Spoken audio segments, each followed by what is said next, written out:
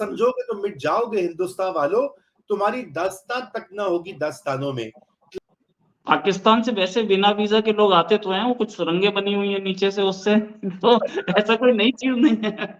मैं इस्लामाबाद में था तो अक्सर इंडियन डिप्लोमेट से बात होती थी वीजा के लिए, हम भी अप्लाई करते थे। मैं बहुत आता जाता था एक जमाने में, तो मैंने उनसे कहा कि जिन्होंने तो पहुंचना होता है वो तो बगैर वीजा के पहुंच जाते हैं, हम जैसों को ये पेपर लाओ, वो बिल लाओ, वो टर्की का सपना जो है अधूरा रह गया। अभी टर्की का सपना अधूरा ही रहेगा क्योंकि टर्की की इकोनॉमी जो है वो गिर रही है, अर्दोगान खुद मुसीबत में है।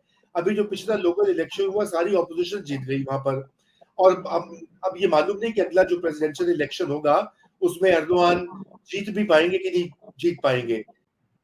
नमस्कार। इंडियन प्राइम मिनिस्टर का स्टेटमेंट था कि मैं गया था लाहौर, और लाहौर जाकर के वहां पर विदाउट वीजा पहुंचा, और लोगों ने बोला कि यार आप विदाउट वीजा कैसे आ गए? तो बोले ये तो पहले ही मेरा कंट्री था, ये तो पहले मेरा ही कंट्री हुआ करता था, मुझे वीजा की क्या जरूरत है? साथ में उन्होंने ये भी बोला कि मैं लाहौर जाकर के वहां की न्यूक्लियर कैपेबिलिटी खुद चेक करके आया हूं। हालांकि ये स्टेटमेंट इस बात पे था कि कश्मीर के कुछ लीडर्स ने बोला था कि पीओके लेने से पहले पाकिस्तान की न्यूक्लियर कैपेबिलिटी देख लेना, उनके पास न्यूक्लियर बॉम्ब है, उसकी इज्जत करना। उन्होंने बोला मैं खुद लाहौर जाकर के चेक करके आया हूं। इस पर भी बात करेंगे, साथ में और इश्यूज पे। पाकिस्तान अपनी वर्स्ट पोजीशन पे है इस समय इंटरनेशनल रिलेशंस पर, किसी भी नेबरिंग कंट्री से नहीं बन रही, दूर के कंट्रीज तो छोड़ दीजिए। और क्या पोजीशन है rest of the world and Pakistan की, उस पर बात करने के लिए हमारे साथ पाकिस्तान के सीनियर जर्नलिस्ट इस समय अमेरिका में हैं, सीनियर जर्नलिस्ट हैं, वहां पर अमेरिका में बैठ करके भी जर्नलिज्म कर रहे हैं, रजा रूमी साहब। सर बहुत बहुत स्वागत है आपका हमारे शो में। सर पहली चीज, इंडियन प्राइम मिनिस्टर ने जो बोला था, हालांकि इलेक्शन की स्पीच थी, इसको सीरियसली नहीं लिया गया, लेकिन पाकिस्तान से स्ट्रॉन्ग रिएक्शंस आ रहे हैं इस पे। क्या कहना है कि प्राइम मिनिस्टर ने बोला था कि यार ये तो पहले भी हमारा ही कंट्री था, वीजा की क्या जरूरत है?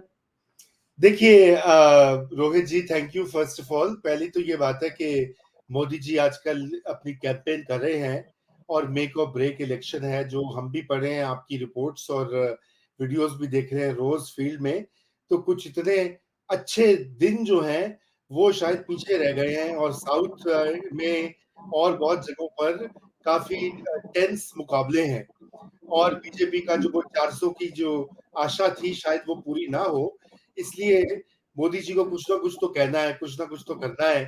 तो ये जो स्टेटमेंट्स हैं इनको इलेक्शन के कॉन्टेक्स्ट में ही देखना चाहिए, इसलिए इन पर रिएक्ट करना भी बेकार होता है। लेकिन बहरहाल मोदी जी का पॉइंट जो है उसमें ये जो कहने वाली बात जो उन्होंने नहीं की वो ये कि एक पाकिस्तान के प्रधानमंत्री ने उनको दावत दी कि वो उनकी यहाँ शादी थी, उनकी नवासी की बेटी की शादी थी, और उस पर वो अफगानिस्तान में थे, वो शॉर्ट नोटिस पर लाहौर पहुंच गए और नवाज शरीफ के साथ जो है वो उनके घर गए, मुबारकबाद दी, खाना भी खाया इकट्ठे।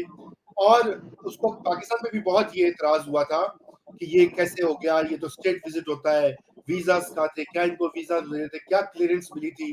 जाहिर बात है पाकिस्तान की जो इस्टेब्लिशमेंट होती है वो भी बड़ी परेशान होती थी।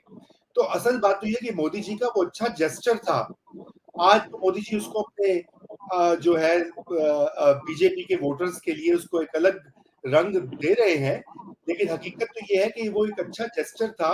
और बदकिस्मती ये हुई कि उसके फौरी बाद में आपको याद होगा कि एक टेरर अटैक हो गया था, और फिर नवाज शरीफ की जो प्लान था कि वो मोदी जी के साथ काम करके, आपको याद है कि जब मोदी जी का यहाँ पे इनॉग्रेशन हुआ था, पहला हलफ बर्दारी हुई थी, तो Nawaz Sharif came all the way from Pakistan to attend that. और उस वक्त भी जो है बहुत हम लोगों को उम्मीद थी कि शायद कोई डायलॉग का रास्ता निकले। तो मैं तो इसको इस एंगल से देखता हूँ। हाँ, रही बात तो हम तो जो पीसनिक्स हैं, हम तो ये कहते हैं कि वीजा होना ही नहीं चाहिए। जैसे यूरोपियन यूनियन में आप फ्रांस से अब जर्मनी जाओ, जर्मनी से बेल्जियम जाओ, इटली जाओ, स्पेन जाओ, आपको वीजा की कोई जरूरत नहीं है, बॉर्डर पे जाओ, अपना पासपोर्ट दिखाओ, आगे निकल जाओ। तो अल्टीमेटली तो हमारा भविष्य जो है वो भी ऐसा ही होना चाहिए। ये जो सीमा और ये जो बाउंड्रीज और बॉर्डर्स हमने बना दी हैं खून से रंग कर, और जंगों पे जंगे करते हैं, और ये नहीं देखते कि हमारे आम जनता के ऊपर क्या असर होता है, इसको खत्म होना चाहिए। और ये तभी खत्म होगा कि हम इस पर बात करेंगे, कोई इसके ऊपर डिबेट होगी, कोई गुफ्तगू होगी। नहीं तो ये मार दो, जला दो, बम कर दो, खत्म कर दो, इससे तो कोई मसला हल होने वाला नहीं है। जी रोहित जी। पाकिस्तान से वैसे बिना वीजा के लोग आते तो हैं, वो कुछ सुरंगें बनी हुई है नीचे से उससे तो ऐसा कोई नई चीज नहीं है। द थिंग इज कि अच्छा, या यही यू वांट टू से हमारा पॉइंट समथिंग। होता था जब आपके यहाँ पर, जब मैं इस्लामाबाद में था, तो अक्सर इंडियन डिप्लोमेट से बात होती थी वीजा के लिए। हम भी अप्लाई करते थे, मैं बहुत आता जाता था एक जमाने में।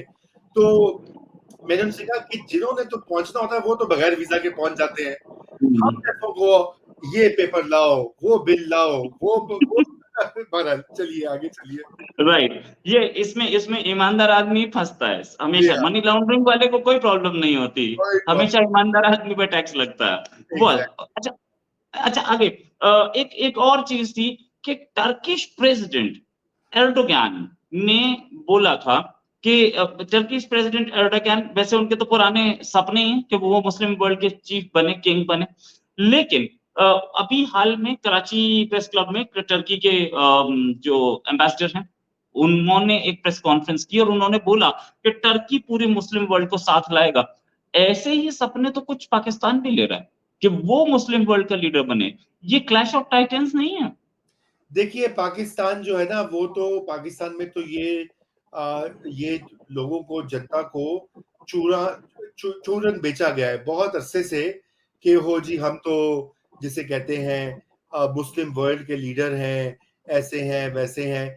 तो ये बात हो चुकी है, लेकिन आपको पता है कि ऐसे लीडरशिप नहीं होती। अभी जो मुस्लिम वर्ल्ड की लीडरशिप आप कह दीजिए, वो बेसिकली सऊदी अरेबिया के पास है, और वो इसलिए कि उनके पास है पैसे, और इतने पैसे हैं कि उससे वो चाहे तो फिर जो मर्जी वो करते हैं। लेकिन रिसेंट इयर्स में टर्की भी एक बहुत पावरफुल मुल्क बन के उभरा है, अगरचे कि अभी उनकी इकोनॉमी काफी नीचे गई है, लेकिन अर्दोआन की लीडरशिप में टर्की की जो इकोनॉमिक डेवलपमेंट हुई है पिछले 15-20 साल में, वो बहुत रिमार्केबल हुई है। और यही वजह है कि वो अब टर्की उस पोजीशन में आ गया है कि वो समझता है कि जी वो ये काम कर सकता है। ऑटोमन एम्पायर का सपना भी है पुराना, हैंगओवर जैसे कहा जाता है, वो तो खैर नहीं हो सकता दोबारा से, वो करना ही बेकार होगा। लेकिन ये बिल्कुल इससे पहले अगर आपको याद हो, इससे पहले भी बात हुई थी कि टर्की मलेशिया मिलकर एक पैरेलल ब्लॉक बनाएंगे। ओआईसी जो है, जहां पे इंडिया भी जाता है एज अ गेस्ट नाउ, तो ओआईसी के मुकाबले में उनका ये ख्याल था कि ओआईसी ज्यादा इफेक्टिव नहीं है, तो इसलिए टर्की और मलेशिया मिलके कुछ बनाएंगे। लेकिन फिर वो नहीं हो सका क्योंकि सऊदी अरेबिया नाराज हो गया। ये जो मोहम्मद बिन सलमान है, उन्होंने भी बहुत स्ट्रॉन्ग रिएक्शन दिया, तो ये टर्की का सपना जो है अधूरा रह गया। अभी टर्की का सपना अधूरा ही रहेगा क्योंकि टर्की की इकोनॉमी जो है वो गिरी है, अर्दोआन खुद मुसीबत में है। अभी जो पिछला लोकल इलेक्शन हुआ, सारी ऑपोजिशन जीत गई वहां पर, और अब ये मालूम नहीं कि अगला जो प्रेसिडेंशियल इलेक्शन होगा उसमें एर्दोआन जीत भी पाएंगे कि नहीं जीत पाएंगे। लेकिन वो भी इसको सियासी जो है चक्कर में यूज कर रहे हैं मुस्लिम वर्ल्ड की लीडरशिप को। आपको पता ना, धर्म एक ऐसी चीज है भैया कि इसको खूब बेचते हैं। जो धर्म के ठेकेदार होते हैं वो भी बेचते हैं, पॉलिटिशियंस भी बेचते हैं, आम लोग भी बेचते हैं। ये हमारे हमारे अनफॉर्चुनेट बात है दुनिया में, और जब तक हम इसके ऊपर ओवरकम नहीं करेंगे, हमारे बहुत से मसले हल नहीं होंगे। बिल्कुल सही। ये बहुत सारी, ये आपने ना एक बहुत बड़ी चीज छोटे से अल्फाजों में बोल दी, जो कि शायद पूरी दुनिया को अब तक नहीं समझ में आया। आते हैं नेक्स्ट टॉपिक पे। पाकिस्तान अपनी फॉरेन पॉलिसी के वर्स्ट फेलियर को देख रहे हैं ना, अफगानिस्तान से बन रही है ना ईरान से बन रही है। इंडिया से तो खैर कभी बनी ही नहीं थी। अगर आप देखें तो तुर्कमेनिस्तान, तजाकिस्तान, उन सब से भी कोई बहुत अच्छी नहीं है। सऊदी अरेबिया 2 बार एमबीएस अपना विजिट कैंसिल कर चुके हैं। यूएई, अभी यूएई ने थोड़ा बहुत $10 बिलियन के इन्वेस्टमेंट की बात तो की है, लेकिन उससे पहले वो इंडियन साइड ऑफ कश्मीर में इन्वेस्टमेंट कर चुका है। तो दैट मींस वो कहीं भी इत्तेफाक नहीं रखता पाकिस्तान के कश्मीर स्टैंड से। ईरान से अभी जिनकी डेथ हुई प्रेसिडेंट साहब, वो आए थे, उन्होंने भी ईरान पे, कश्मीर पे बहुत कम बोला या बिल्कुल नहीं बोला। तो पाकिस्तान की फॉरेन पॉलिसी फेलियर क्या उसकी अपनी मजबूरी बन गई है? मींस पाकिस्तान बेटर पॉलिसी लेके नहीं चल सकता, कहीं चाइना को साथ रखना है इसलिए अमेरिका नाराज हो रहा है। What is the position? देखिए रोहित, जहां तक तो आपने नेबर्स की बात कही है, तो ये आपकी बात बिल्कुल सही है कि इस वक्त पाकिस्तान की फॉरेन पॉलिसी का जो क्राइसिस है वो ये है कि इसके जो इमीडिएट नेबर्स हैं उन सबसे कोई ना कोई फड्डा चल रहा है। हिंदुस्तान के साथ तो आपको पता ही है, मैं क्या बताऊं, आप तो खुद और आपके देखने वाले जो दर्शक हैं वो हमसे बेहतर जानते हैं। अच्छा, अफगानिस्तान का ये ख्याल था पाकिस्तान का कि तालिबान को सपोर्ट करते रहो, तालिबान पावर में आ जाएंगे तो बस ऐसी दूध और शहद की नदियां बहेंगी बॉर्डर पे। वो नहीं हुआ, उल्टा तालिबान जो है अफगानिस्तान में, उन्होंने पाकिस्तानी ब्रांच ऑफ तालिबान को पनाह दे रखी है। वो आके पाकिस्तान पे टेरर अटैक्स करते हैं।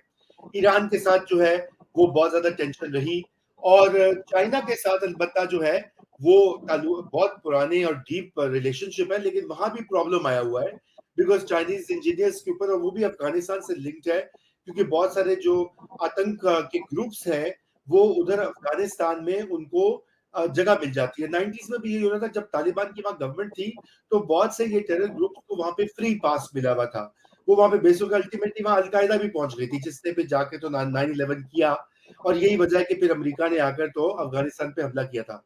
लेकिन टोटल फेलियर कहना जो है वो ठीक नहीं होगा। उसकी वजह ये है कि आपने यूएई का जिक्र किया, आपने सऊदी अरेबिया का किया। देखिए, सऊदी अरेबिया और यूएई और कतर और कुवैत जो है और बहरीन, वो पाकिस्तान के साथ हैं। वो कश्मीर पे ना हो, कश्मीर का मुद्दा, क्योंकि उनकी इंडिया के साथ भी बहुत अच्छा रिलेशनशिप बना दिया मोदी जी के दौर में ही, लेकिन पाकिस्तान की वो इकोनॉमिक सपोर्ट भी करते हैं, और पाकिस्तान की लेबर जो वो काम करती है, रेमिटेंसेस आते हैं वो वहीं से आते हैं, और इसलिए वहां पे बहुत अच्छा है। इसी तरह यूएस के साथ पाकिस्तान का रिलेशनशिप पहले बहुत खराब हो चुका था जब ट्रम्प था। तो आपको याद है कि ट्रम्प के जमाने में तो उसने बड़ी धुआंधार एक दिन उठकर सुबह सुबह ट्वीट्स कर दी थी, मैं छोड़ूंगा नहीं, मैं ये करूंगा, मैं वो करूंगा। लेकिन अभी जो बाइडेन ने, जो नए हमारे प्रधानमंत्री आए हैं शहबाज शरीफ, उनको लेटर भी लिखा, और यूएस जो एम्बेसडर है और यूएस एम्बेसी ने बयान भी जारी किया कि वो इस नई गवर्नमेंट के साथ वो काम करेंगे हर शोबे में, हर फील्ड में। और अब बायलैटरल डायलॉग भी हो रहा है, तो वो रिलेशनशिप भी थोड़ा सा बेहतर हुआ है। लेकिन असल रिलेशनशिप तो पड़ोसियों के साथ होता है। आपका पड़ोसियों के साथ अच्छा नहीं होगा बर्ताव, या पड़ोसियों का अच्छा बर्ताव नहीं होगा, तो आप दुनिया में आगे कैसे बढ़ोगे। लेकिन इंटरेस्टिंग बात ये, मैं रोहित जी आपको ये भी कह दूं कि ये जो आपके हिंदुस्तान में भी बहुत सारे लिखारी जो हैं और एनालिस्ट, वो हिंदुस्तान को भी ये कहते हैं कि आपने अपनी पड़ोसियों को नाराज कर रखा है। नेपाल से भी मसला बना रहा, ठीक है, पाकिस्तान से तो है सो है। अच्छा, और भी इस तरह के मसाइल रहे, बांग्लादेश के साथ भी टेंशन चलती रहती है, कभी खुशी कभी गम।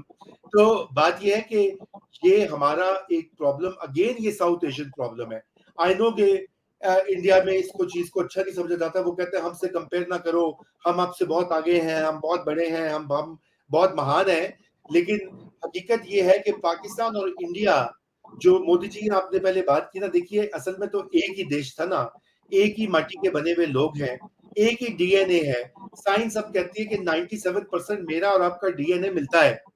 नाम आपका रोहित है, मेरा रजा है, मेरा धर्म और है, आपका और है, मैं किसी और देश में बैठा हूं, मैं कहीं और बैठा हूं, मेरी ब्रेन वॉशिंग कहीं और से हो रही है। लेकिन हकीकत यह है कि हम लोग एक जैसे हैं, चाहे वो माइनॉरिटीज का इशू हो, चाहे वो पड़ोसियों से। हमारे यहाँ तो मोहल्लों में आपको पता नहीं कि लड़ाई झगड़ा होता है, बच्चों में लड़ाई होती है हर हर स्ट्रीट में। बच्चे जाके किसी के घर में गेंद फेंक दिया, किसी का फूल तोड़ दिया, किसी का गमला खराब कर दिया, तो लड़ाई झगड़ा स्टार्ट हो जाता है, दंगा शुरू हो जाता है गांव में।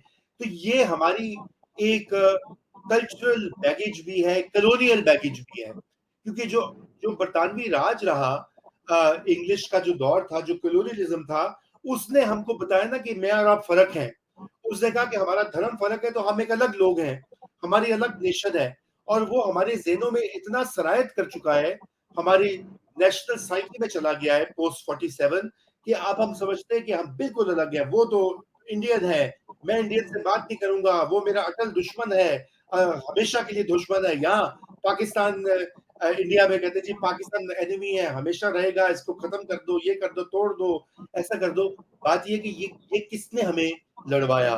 ये लड़वाया उन्होंने जो डिवाइड एंड रूल कर रहे थे, जो जिन्होंने यहाँ पे 200-300 साल लूटा, हमें बर्बाद किया, और फिर हमें खून की होली में, खून की नदियों में छोड़कर खुद भाग गए, फरार हो गए एक रात को 15 अगस्त 47 को, और यहाँ पे कहा कि चलो जी अब तो तुम आजाद हो गए हो। ये कैसी आजादी थी? मंटो जो हमारे बहुत बड़े लिखारी हैं, आपके आपके देश में भी पॉपुलर है, हमारे देश में भी पॉपुलर है, और वो सच की आवाज थे, तो वो भी यही कहते थे कि ये कैसी आजादी है कि इंसान तो आजाद नहीं हुआ, ज़हन तो गुलाम है, अभी तक हम गुलाम हैं। तो इसलिए ये सोचने की ये हमें बात है कि ये सारी नफ़रतें और ये सारी प्रॉब्लम्स कहाँ से आ रही हैं, ये वो उस दौर से आ रही हैं और हमें इसको अब कन्फ्रंट करना होगा, इसका कुछ बंदोबस्त करना होगा। जी, रोहित जी। राइट।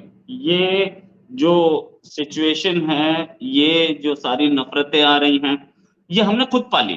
ऐसा नहीं है कि कहीं से आई हैं, हमने खुद हाँ, पाली और बड़े नाज़ों से पाली हैं। ऐसा भी नहीं है कि हम लोग को पसंद नहीं थी, हमने खुद पाली थी। अच्छा एक एक और अभी हाल में इलेक्शंस के टाइम पे एक और स्टेटमेंट जो होम मिनिस्टर या प्राइम मिनिस्टर की तरफ से, प्राइम मिनिस्टर ने तो बहुत क्लियरली नहीं बोला, होम मिनिस्टर ने बोला, डिफेंस मिनिस्टर ने बोला कि पाकिस्तान ऑक्यूपाइड कश्मीर अपने आप आ जाएगा इंडिया के पास और जल्दी आ जाएगा। अच्छा कल ही जो यूपी के चीफ मिनिस्टर है, उन्होंने बोला कि 6 महीने में इलेक्शन जीतते ही 6 महीने में पाकिस्तान ऑक्यूपाइड कश्मीर इंडिया में आ जाएगा।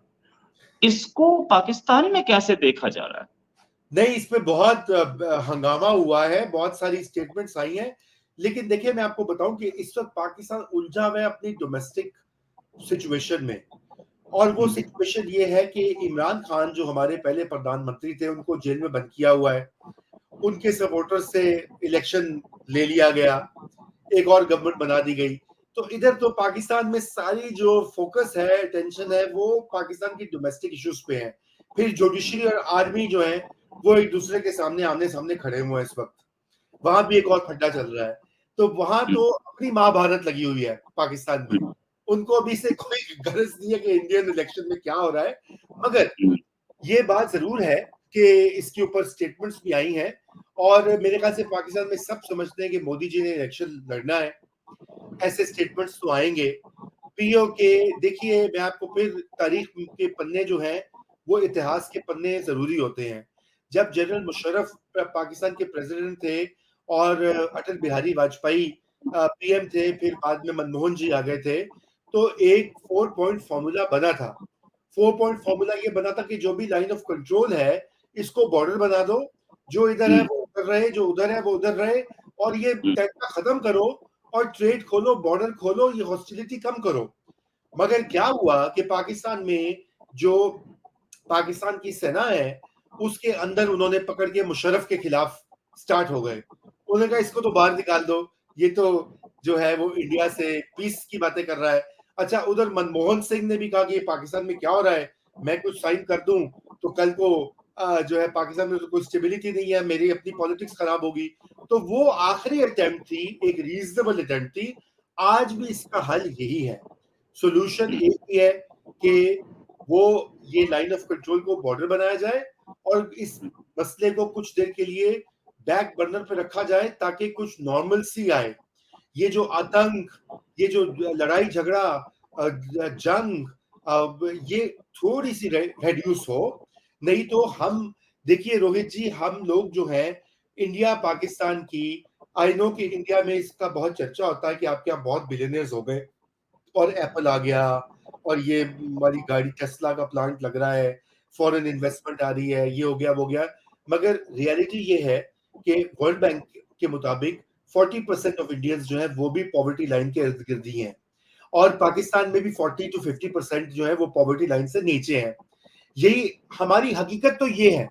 एक आम आदमी जो रिक्शा चला रहा है, जो रेडी पे बैठा है, कुछ बेच रहा है, जो मजदूरी कर रहा है दिन में, उसकी तो हालत वही है पतली। ठीक है ना? वो अडानी, अंबानी या इधर सेठ पाकिस्तान के जो हैं, उनकी तकदीरें तो बदलती रहती हैं, उनको तो और पैसे से पैसा वो इंक्रीज करते हैं। आम लोगों का सोचना है, हमें गुर्बत को मिटाना है, हमारी जंग गुर्बत से होनी चाहिए। दूसरा, क्लाइमेट चेंज। पाकिस्तान और इंडिया की क्लाइमेट को आप कैसे रोकेंगे?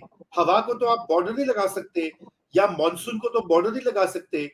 अभी पाकिस्तान में जितने फ्लड्स आए हैं, इंडिया में जगह जगह, नॉर्थ ईस्ट में, साउथ में, बंगाल में पिछले कई सालों में इतने ज्यादा नेचुरल डिजास्टर्स आए हैं, और वो क्लाइमेट चेंज में इंडिया, पाकिस्तान, बांग्लादेश सबसे वल्नरेबल कंट्रीज हैं और इनकी आबादी भी बहुत ज्यादा है, पॉपुलेशन।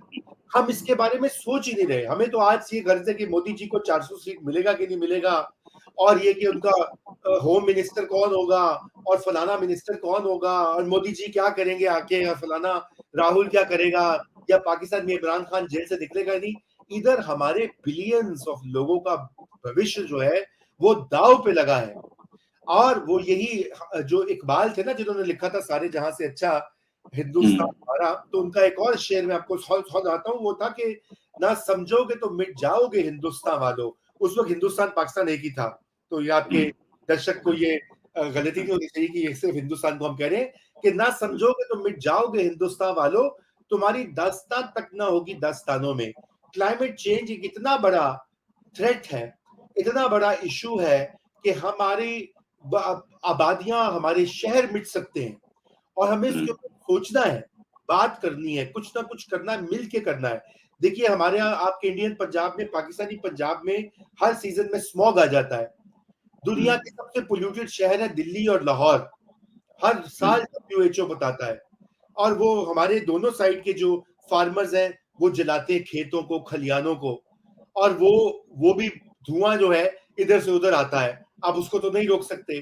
तो इस तरह के इतने इश्यूज हैं, मुद्दे हैं, जिनके ऊपर कोऑपरेशन करनी है। ना जाने कि हम कब उसके ऊपर कुछ करेंगे, इसी का हम इंतजार करेंगे। अब अल्लाह करे कि, भगवान करे कि कोई ऐसा दिन आए कि कोई लीडरशिप हमारी भी और आपकी भी, कि वो कुछ समझेंगे। चलिए, माजी में जो कुछ हुआ, देखिए फ्रांस, जर्मनी ने इतनी जंगें लड़ी, सेकेंड वर्ल्ड वॉर में, फर्स्ट वर्ल्ड वॉर में उन्होंने लाखों लोगों का कत्लेआम किया।